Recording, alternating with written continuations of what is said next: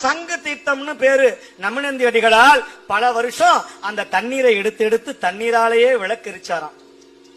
அந்த குளத்துல போய் ஒரு கும்பிடு போட்டுட்டு நேரா உள்ள போனா சண்டிகேஸ்வரர் இருப்பார்.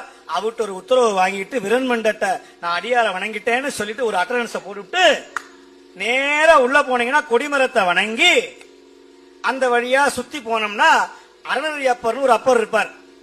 ஆரூர் அறநெறின்னு பேரு, தர்ம பெருமான். அங்க ஒரு நந்தி சிவனேன்னு இருப்பார். அவரை போய் வணங்கிருங்க. அவர் தான் கைலாயம் வாசல நிக்கிற நந்தி.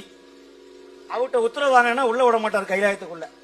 அவர்கிட்ட ஒரு பாசை வாங்கிட்டு நேர அறநெறியப்பரை போய் தரிசனம் பண்ணிவிட்டு கீழே இறங்கி நேர வந்தா ஒரு பெரிய கொடிமரம் இருக்கும். அள்ளியம்பூங்கோதை அம்பாளுக்கு முன்னாடி ஒரு பெரிய கொடிமரம். அங்க போய் விழுந்து வணங்கி 2 கையையும் தலைமையில கூப்பி அப்படியே நேர உள்ள போயிடாம அப்படி உள்ள வந்து சுந்தரர் பெருமானை அன்னை பறவையாரையும் வணங்கிட்டு அப்படியே ஒரு 5 படி மேல ஏறினீங்கன்னா அடியார் இடுக்கண் தெரியாத அம்மான், தேவர கண்ட பெருமாள், கிங்கனி பாத செங்கவனீர் தாரான், அடியாருக்கு 1000 பொன் வழங்கிய அம்மான், தம்பிரான் தோழர் நம்பியாரூரை ஆட்கொண்ட வள்ளல் திருவாரூர் தியாக விடங்கர் வினோத பெருமாள் அப்படியே 2 வாளோட செவ்வந்தி தோள் அழகரோட மான்மத சாந்தோட தன் மங்கையோடு அமர்ந்திருப்பார் மூல